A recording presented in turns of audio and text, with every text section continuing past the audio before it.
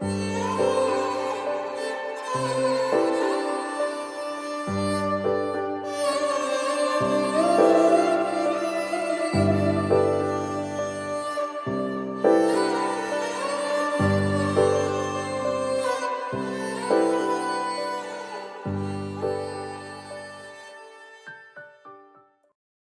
Lavender Odyssey by John W. Lavender. Chapter 8. Myths of Our Heritage. Our vacation in England hadn't been as meaningful for Christopher as I had hoped.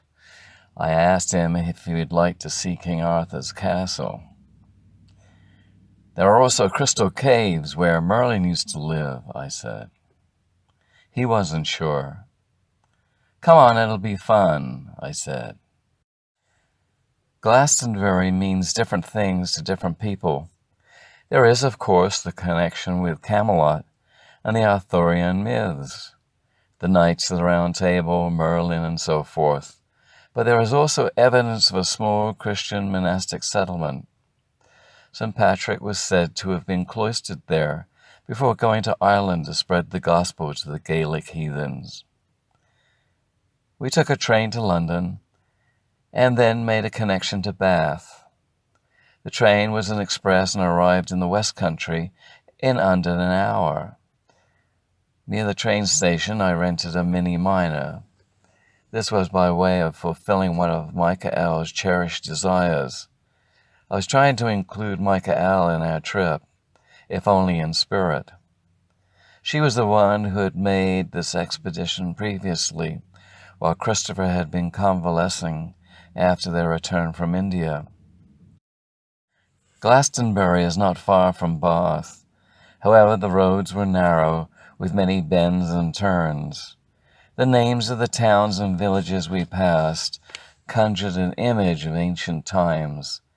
It was a similar feeling that Micah-el had in India, but there was a marked difference in the flavor. I felt somewhat connected to the area through names such as Midsummer Norton and Peasdown St. John. As we got closer to Glastonbury, we drove through a wooded area and unexpectedly found ourselves surveying a misty plain reaching out towards the sea and the setting sun. As the road made its descent, we could see the Tor sticking out of the misty plain. The Tor, or tower in Old English, was built on a knob of the only hill in the area, which in the time of King Arthur would have been a tiny island surrounded by the sea. On our arrival, the first place we visited was an ancient crumbling abbey, where, in Micah-el's honor, I laid face down on its altar for half an hour, as she had. The only remaining structure in the abbey grounds was the Lady Chapel, where Micah-el had attended a service and received communion. Afterwards, we drove into the town for fish and chips wrapped in a newspaper. Then we went to the Tor. Micah-el had said that it was important how we climbed the pathways. She said that the left-hand route was used by witches and warlocks during the solstice and equinox celebrations. Near the summit of the hill, there was a hawthorn tree, which our guidebook said grew from an offshoot of Joseph of Arimathea's staff. Legend says he had stuck his staff in the ground, and it sprouted and grew into a tree, which is now 2,000 years old. It seemed that every step we were taking was filled with ancient meaning. Legend also says that Joseph was accompanied by Jesus on one of his journeys to Britain as a merchant and trader. In those days, Glastonbury was a seaport and the Tor an island. For Micah-el, however, all the stories, myths, and legends associated with Arthur and Merlin gradually faded after being there for a few days, but her sense of Christian mystery was deepening. It was getting late, and we parked in a farmer's field, sleeping restlessly in the car overnight. In the morning light, the tour was mysteriously misty. The next place we visited was the Chalice Well, where the water flows blood red. Then to the abbey where Joseph of Arimathea brought the chalice that held the blood of Jesus. The chalice, so the story says, better known as the Holy Grail, was buried in the vicinity of the Chalice Well. The well is rich in iron, its water being clear, but leaves a dark red stain on the stones round about. Walking to shrines was a practice Micah-el had learned while in India. It reminded her of the time she would walk the mountain path to the Devi temple at Nasik Road with Christopher. The tour was purported to be the last site where Arthur's body had been seen drifting in its little boat toward the island. It was also the topmost point of the land, held sacred to commemorate Arthur's last journey.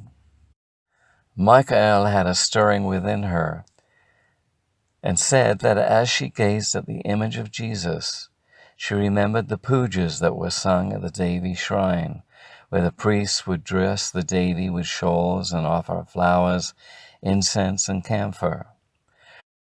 Her attention returned to Jesus hanging on the cross, and as she gazed at him, his eyes opened as he was gazing back at her. She was awestruck. Tears poured down her face, as if an arrow had pierced her heart, and she distinctly heard the word, now. Micah-el felt that her quest to the east had been fulfilled back in the west.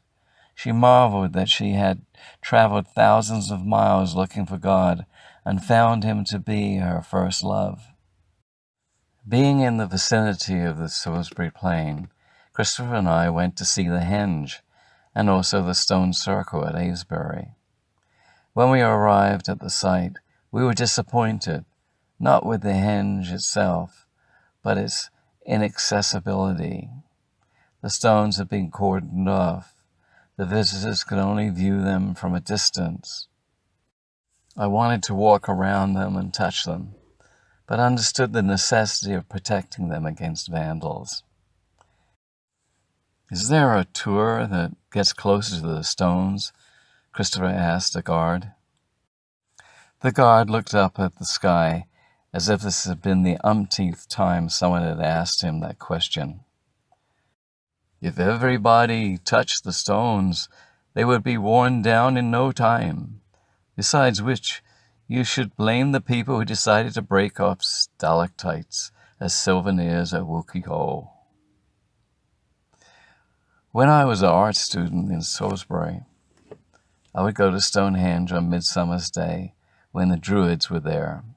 Young girls dressed in white would stand on the outer circle, and Druid priests blew ram horns.